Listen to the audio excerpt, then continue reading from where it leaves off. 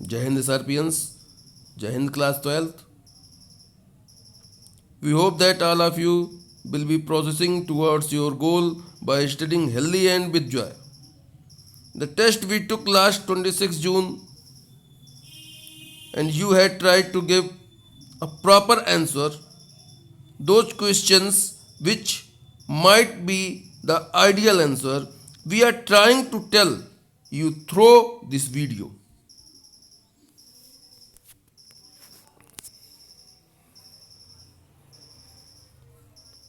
आपको जो भी प्रश्न पत्र प्राप्त हुआ था उसमें समय, अंक सब निहित था।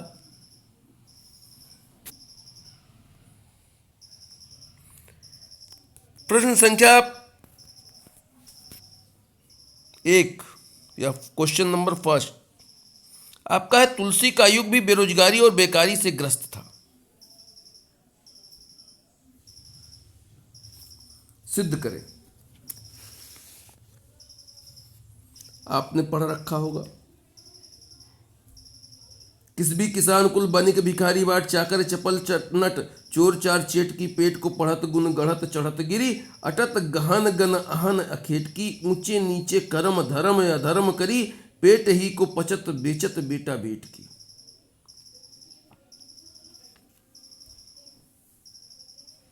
बेकारी की समस्या के लिए तुलसीदास जी कहते हैं, खेती न किसान को भिखारी को न भीख बलि बनिक को बनिज न चाकर को चाकरी जीविका विहीन लोग सीध मान सोच बस कहाँ एक एकन सो कहाँ जाई काकरी। कहने का तात्पर्य यह है कि तुलसी का युग भी बेकारी से और बेरोजगारी से आक्रांत था। अकाल के कारण चारों ओर हाहाकार मचा हुआ था। किसानों के पास कृषि की सुविधा नहीं थी, भिखारियों को भीख नहीं मिल रहा था, काम धंधे सब चौपट हो गए थे, कर्मचारीगण खाली थे, चारों ओर बेरोजगारी का आलम था। पेट की खातिर लोग अच्छे बुरे सारे कर्म कर रहे थे। लालच इतनी बढ़ गई थी कि लोग अपनी संतान तक को बेचने के लिए विवश थे। दरिद्रता रूपी रावण ने सबको अपने वश में किया हुआ था।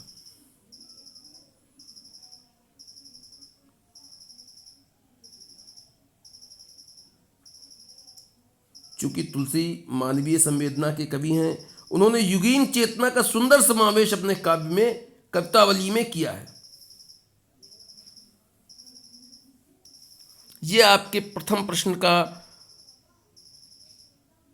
समुचित उत्तर एक तरह से आप कह सकते हो सकता है, एक आदर्श उत्तर हो सकता है। प्रश्न संख्या 2, शायर लाठी के लच्छे को बिजली की चमक की तरह कहकर क्या भाव व्यंजित करना चाहता है।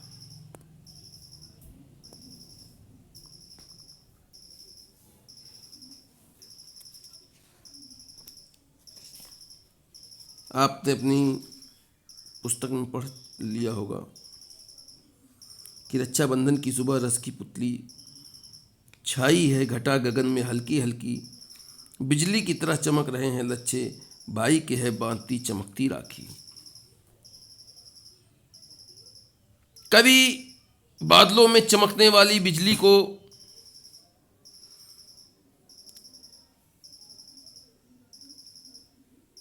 राखी के लच्छे से तुलना कर रहा है कि तुलना राखी के लच्छे से कर रहा है। तात्पर्य यह है कि शायर राखी के लच्छे को बिजली की चमक की तरह मानता है। एक नन्ही सी बच्ची अपने भाई के हाथों पर राखी बांधती है। वह बच्ची रस की पुतली है। उसकी उमंग और चपलता देखते बनती है। उसके हाथ में जो राखी है उसके लच्छे में से एक चमक निकल रही है जो आकाश में चमकती बिजली की भंगिमा दे जाती है। दूसरी ओर कवि रक्षाबंधन के दिन आसमान में काले काले बादलों की छटा को दर्शाता है। ये बादल उस नन्ही बच्ची के हाथों में रखी राखी में बिजली की चमक पैदा कर रहे हैं। आपका प्रश्न संख्या 3, फिराक प्रेम की सफलता में समर्पण को महत्व देते हैं। इस पर अपने विचार गजलों के आधार पर व्यक्त करें।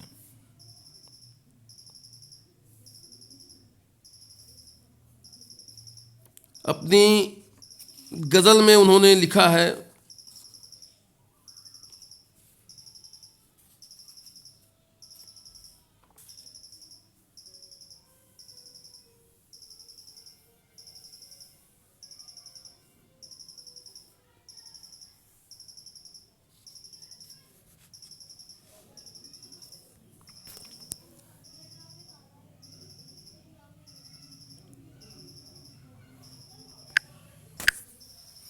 फितरत का कायम है तवाजुन आलम हुस्न इश्क में भी, उसको उतना ही पाते हैं खुद को जितना खोले हैं। कहने का तात्पर्य यह है कि हम अपने आप को जितना भूल लेंगे, जितना उसमें उन दूसरे के प्रेम में अपने आप को जितना हम भूलने का प्रयास करेंगे, उतना ही हमें, जितना हमारा समर्पण भाव तीव्र होगा, उतना ही हमें अपने आराध्य की प्राप्ति हो सकती है। वह आराध्य आपका प्रेमी भी हो सकता है, ईश्वर भी हो सकता है, कोई बहुत अपना करीबी हो सकता है।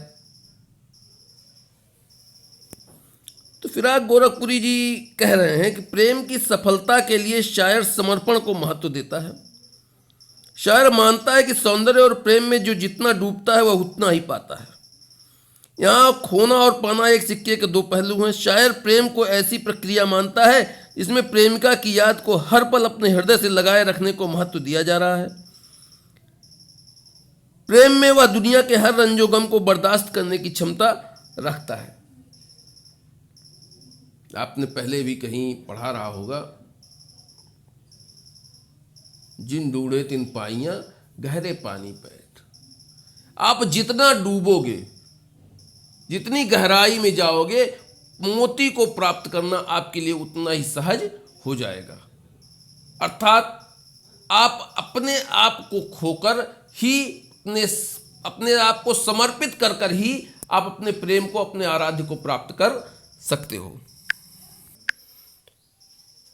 प्रश्न संख्या 4, महादेवी और भक्तिन के संबंधों की तुलना किससे की गई है और क्यों? आपने पढ़ा होगा, आपकी के पाठ में बताया गया है कि महादेवी वर्मा किस प्रकार भक्तिन को अपने साथ रखती हैं, उसका नामकरण करती हैं।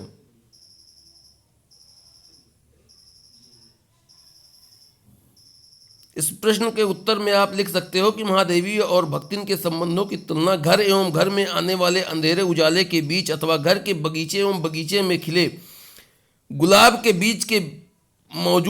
बीच में मौजूद संबंधों से की गई है।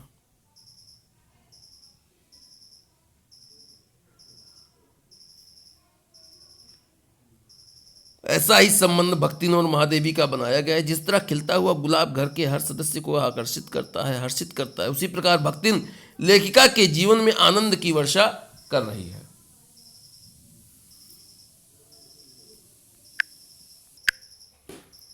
अगला प्रश्न आपका है प्रश्न संख्या 5, आलेख, फीचर, और प्रश्न संख्या 6, आलेख। हम कहना चाहेंगे कि आलेख और फीचर, इस पे कुछ विद्यार्थियों ने तो सराहनीय कार्य किए हैं, किंतु कुछ विद्यार्थियों के उत्तर पुस्तिकाओं को पढ़कर ऐसा लगा कि जैसे उन्होंने मात्र एक